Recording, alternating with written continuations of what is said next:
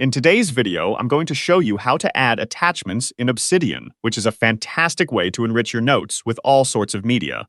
If you find this helpful, be sure to like and subscribe, and let's get right into it.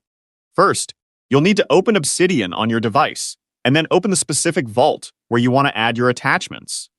Once your vault is open, the next step is to open a note. You can either select an existing note you're working on, or create a brand new one just for practicing this skill. With your note open, position your cursor inside the editor where you want the attachment to appear. This is important for controlling the placement of your images, PDFs, or other files. Now, open your computer's file manager, like File Explorer on Windows or Finder on Mac, and locate the specific file you want to add.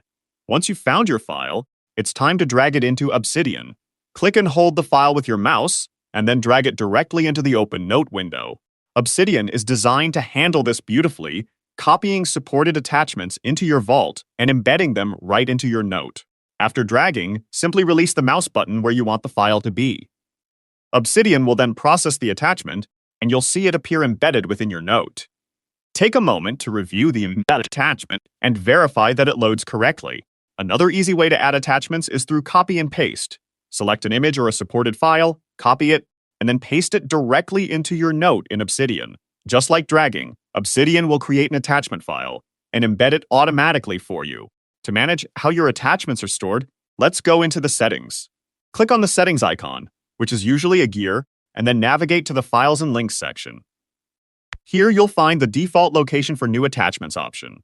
You have several choices for how your attachments are stored. If you select Vault Folder, new attachments will be saved directly in the root of your vault.